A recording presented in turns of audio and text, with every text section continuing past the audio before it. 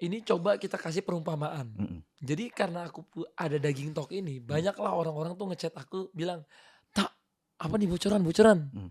Ini bakal ke berapa?" Gitu kan banyak tuh. Pasti Mas juga banyak yang nanya begitu dong? Apa jawaban Mas ketika orang tanya begitu? Saya nggak jawab. Nggak jawab sama sekali? Nggak jawab sama sekali. "Wah jahat lu, pelit," misalnya Ya, digituin. jadi gini, saya belajar memang saya belajar, ada beberapa bias yang terjadi di kalangan retail. Contoh, Mmm, ketika riset keluar suatu saham, contoh ABCD, target price 1.000 yang dilihat target price-nya, bukan potensial downside-nya atau alasan kenapa bisa ke 1.000. Karena kalau kita bicara riset aja, PE, valuasi, bahkan fundamental aja tuh bisa disetting. mmm, Valuasi aja tuh subjektif sifatnya.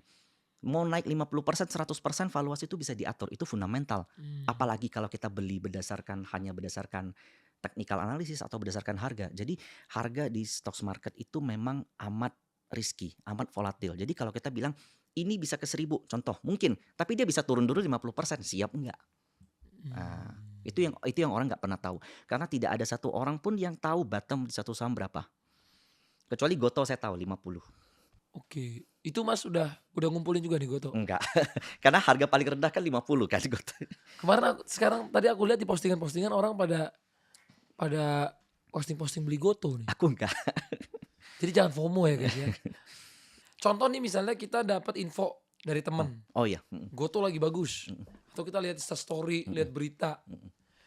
Sebagai kita orang awam, anggaplah kita banyak orang awam, apa yang harus kita lakukan setelah dapat info itu? Ya, orang beli saham tuh punya 2 senjata. Yang pertama mata, yang kedua telinga. Kebanyakan retail-retail kita, senjatanya telinga. Dengar orang beli apa, dengar bisikan, minta bocoran, minta target price, tapi nggak pernah pakai mata. Nah, mata itu skill yang dimiliki kita masing-masing. Satu, Mmm, konsep wadah uang, konsep money management, konsep risk management. Lalu riset kita berdasarkan apa? Nah, aku nonton nih podcast Mas sama Andre Hakim, oke sama Pak Hengki, oke sama David Noah. Itu oke. tiga-tiganya semua punya metode yang berbeda kan. Iya beda-beda. Kenapa mereka bisa sukses? Berarti udah bukan masalah metode. Dengan metode Mmm, apapun kalian bisa sukses.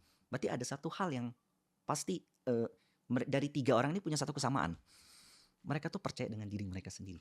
mmm. Mereka punya pegangan yang dimana Believe in mereka believe yourself. in yourself, in their self, betul. Nah itu Mmm, yang aku pengen semua orang tuh tahu. Aku pengen semua orang tuh berhasil kayak gini. Eh, aku punya satu konsep seperti ini. Aku melihat orang kebanyakan mhm, sedikit-sedikit tertrigger. Jadi kalau ada yang ngejudge langsung defensif. Contoh, saya suka saham ABCD. Orang nggak suka langsung ngerah. oke. Oke, Defensif. defensif, susah terima kritik. Selalu merasa pendapat dia paling benar. Itu Mmm, tanda shadow untuk bekerja. Apa itu shadow? Jadi shadow ini impuls, emosi, sifat yang selalu kita sembunyikan atau mmm, selalu kita sangkal. Nah, di mana letaknya? Alam bawah sadar. Ini problemnya. Orang nggak sadar kalau dia tuh punya shadow. Itu alasan kenapa kita gampang ke-trigger, gampang FOMO. Banyak orang bilang gini, aku pengen beli saham ini karena aku pengen jadi ko MY. Aku pengen jadi ko AHA. Aku pengen jadi ko Hengki. Aku pengen jadi David Noah. Aku pengen jadi Lo Keng Hong atau sekalian. Pengen jadi Warren Buffett. Aku ini ambisiku. Itu bukan ambisi, itu ketakutan. Kalian mmm, takut nggak bisa, kalian takut menjadi orang biasa saja. Jadi energi bahkan dalam hukum fisika bisa nggak diciptakan? Nggak bisa. Bisa nggak dihilangkan? Nggak bisa. Dia hanya bisa berubah bentuk. Jadi selama ini energi kita tuh habis untuk ngasih makan shadow kita. mmm, Nah kebanyakan gini, dikasih buku, coba deh lu baca, satu buku aja, baca. Coba lu baca ini, buku ini bagus. Waduh aku capek bro, energiku udah habis buat di kantor, energiku udah habis buat bisnisku gitu loh. Enggak, energi itu nggak bisa habis, lu cuman salah tempat. Nah kenapa ini bisa terjadi? Karena nggak sadar sama shadownya. Jadi mmm, shadow ini dibentuk, kalau menurut banyak psikologis, shadow ini terbentuk dari umur 9 tahun sampai 15 atau 17 tahun. Jadi shadow ini dibentuknya tuh dari orang tua kita yang ngajarin kita atau lingkungan kita. Contoh, kalau aku shadowku begini Mas. Aku dari kecil dibilang sama orang tuaku, hemat ya, jangan boros-boros ya, cari uang itu susah ya. Itu kebentuk sampai aku umur 20-an Mas. terbentuk di shadow-nya itu tadi ya? Ya, jadi Oke, shadowku tuh adalah uang itu susah carinya. Jadi kalau ada orang flexing sedikit, aku langsung ke-trigger Mas. Jadi kalau seandainya ada temenku pakai jam agak bagus, pakai mobil agak agak bagus, ah lu penghamburan lu. Atau enggak aku ada orang kaya muncul lewat di depan aku, Bagi aku orang kaya ini pasti curang nih. Karena Nyalahin aku orang. nyalahin orang. Nah, shadow setiap orang tuh berbeda-beda. Nah, aku Hmm. juga nonton podcast Andri Hakim. Dia cerita tentang orang tuanya. Didikan orang tua terhadap even di didikan yang sama di anak yang berbeda itu bisa hasilnya berbeda. Bro Andri Hakim berhasil membuktikan shadow-nya dia, di mana dia dikeraskan, dididik keras dengan orang tuanya, dia berhasil balas dendam dan buktikan ke orang tuanya kalau dia sukses. Ini salah satu contoh di mana dia sadar shadow-nya dia dan dia berhasil menggunakan shadow-nya, energinya dengan baik dan dia berhasil sukses.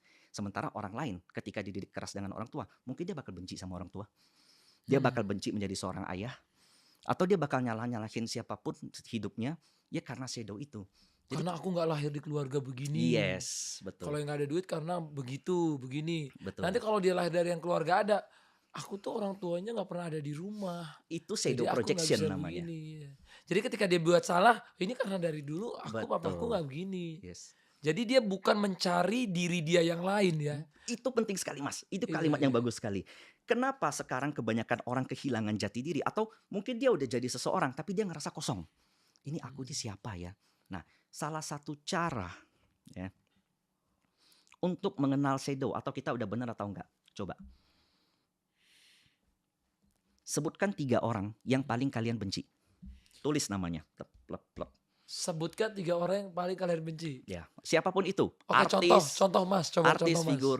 Kalau aku tuh dulu benci sama orang yang mungkin suka flexing dulu. Oke, Setelah aku lihat 3 nama ini, kok mereka semua memang punya kesamaan nih, suka flexing gitu. oke. Setelah aku coba dalami, bukan mereka yang salah.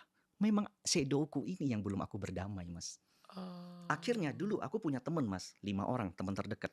Enggak, 7 orang teman terdekat. Semua orang yang biasa-biasa aja, Mas.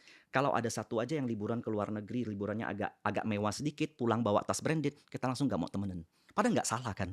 Nggak salah. Nggak salah. Cuman aku aja yang nggak nyaman dengan dia. Karena Itu kayak kok kamu bisa gua enggak gitu ya. yes. Oke. Dan gue merasa dan itu shadow yang ku kasih makan selama bertahun-tahun.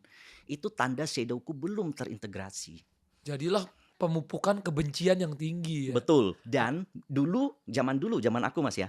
Instagram tuh nggak seperti sekarang. Media sosial nggak seperti sekarang. Nggak ada youtuber sukses kayak Mas. Kemudian influencer di media sosial nggak banyak. Sekarang karena jendela ini semakin dibuka, shadow orang tuh semakin terasah.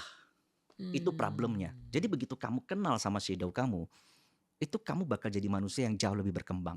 Coba lihat Pak Hengki, Bro Andre Hakim, Bro David Noah. 3 orang itu selalu punya satu kesamaan kan, coba kalian cari. Padahal kalau kita cari ilmunya beda. Ilmu di sahamnya berbeda banget mereka bertiga. Kenapa mereka bisa sukses? Karena shadow mereka sudah terintegrasi. Salah satu contoh shadow kita terintegrasi itu salah satunya begini. Coba, cara mau ngetesnya gini. Kamu siapa? Jelaskan 5 menit siapa kamu. Sebagian orang, mungkin 90% bakal jawab gini. Saya adalah seorang pengusaha, saya punya uang sekian di rekening, nama saya ini, hobi saya ini, pekerjaan saya ini yang udah saya lakukan. Contoh. Tapi bagaimana kalau seandainya pekerjaan kamu dihapuskan, harta kamu disingkirkan, mobil-mobil, barang-barang branded kamu semua disingkirkan. Kamu siapa? Bisa nggak jelasin? Kalau kamu masih bisa jelasin setelah tanpa semua barang-barang itu tanda shadow kamu sudah terintegrasi. Karena artinya, saya yakin Bro Hengki, Bro Andri Hakim, kemudian David Noah, dia bisa mencapai semua pencapaian itu, ada kerja keras yang dia lakukan yang jauh lebih besar daripada apa yang dia tampilkan. Jadi begitu mereka minta dijelasin, mereka bakal jelasin ini dengan panjang. Di luar dari apa yang mereka tampilkan. Itu tanda shadow sudah terintegrasi. Jadi walaupun mereka udah postingnya sama McLaren, sama Ferrari. Betul. Tapi udah jadi motivasi sekarang. Tadinya benci nih guys ya. Jangan-jangan dulunya bro ini haters juga ya. Jadi haters juga. Dulu mungkin ya. Awalnya haters ya. Sebenarnya bukan haters. Dulu aku kaget ngelihat kok bisa ada orang all in sampai begitu gitu loh. Bisa ada orang dengan metode yang berbeda sekali dengan saya yang melawan teori dunia investasi dan berhasil. Gak terima aja gitu ya? Nggak terima. Okay. Awalnya saya ngerasa kayak ini nggak bener nih. Tapi setelah saya lihat ternyata memang ada proses yang berbeda. Setelah saya lihat, saya berteman juga dengan Bro Aha. Kita ngobrol segala macam, memang pola pikir, mindset yang itu tidak dibentuk dalam waktu singkat. Betul. Kalau itu aku setuju. Nah, itu yang aku pengen ngomong sama semua orang. Kalian ngikut siapapun, jangan berharap jadi orang itu. Jadilah diri kalian sendiri, kenali shadow kalian. Dan Hmm. jangan sedikit-sedikit memproyeksikan orang lain, ngejudge orang lain berdasarkan shadow kalian. Karena capek, Mas. Kita nggak Itulah yang bikin kita susah untuk berkembang ya. susah untuk berkembang. Karena kita bukannya fokus sama diri kita fokus sama orang lain. Ya. Ada satu meme yang bilang kayak begini. Runner up selalu ingin mengalahkan juara satu. Sementara juara satu hanya ingin tampil Lebih menjadi yang baik. terbaik. Iya, iya. Haters never win, winners never hate. Yes. Jadi memang kalau kamu masih ada kebencian berarti kamu masih di belakang dia. Mhm. Dan untuk orang-orang yang lagi berusaha dan ngelihat ada orang yang lagi terus menggunjing kamu berarti dia di belakangmu.